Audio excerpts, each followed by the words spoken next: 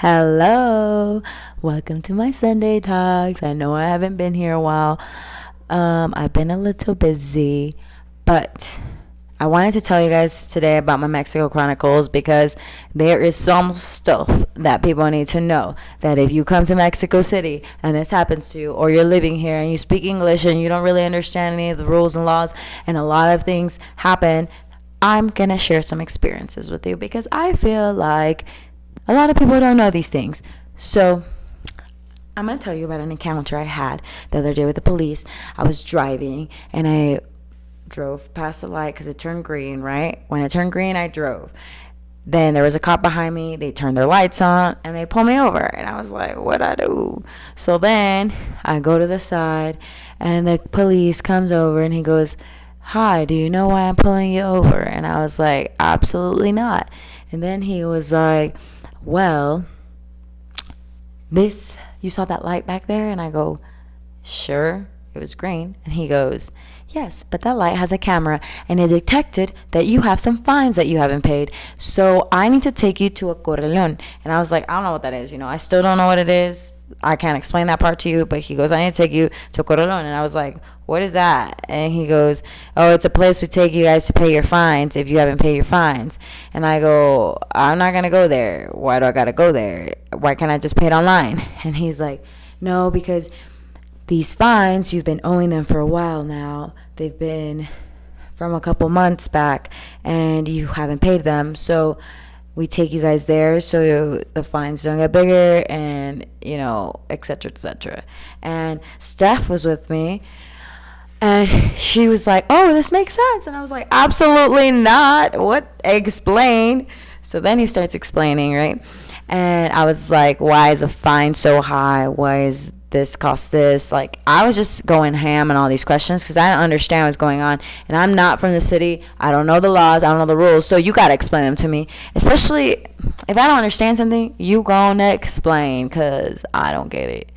So then they were telling me like, oh, we take you here, you're gonna have to pay a fine because you haven't paid these fines. So what I recommend, what I can do for you is if you pay me right now this much amount of pesos, I will give you a little like site ticket or something that you can show other cops if they stop you, and they'll let you go and you can pay your fine whenever. And I go, but why do I gotta pay a fine? Is it going to get rid of all my other fines? He goes, no, it's just so no one else will bother you. And I go, but these fines aren't bothering me, so I don't understand.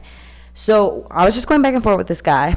He was being really calm, explaining everything to me. So I was like kind of believing him, it's a little credible, but I was still asking questions that I didn't understand. And then I was calling because in Pumas they rent like they give us cars because they're sponsored by Suzuki, so we get cars.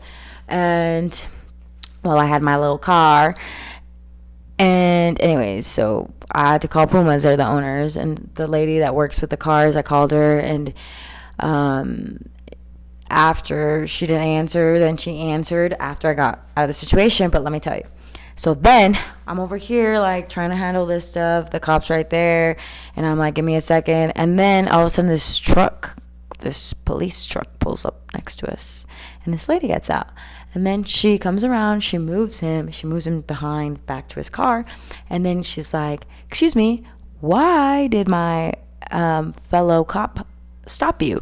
And I was like, I really don't know. He just pulled me over and he said that this light said that I had a fine.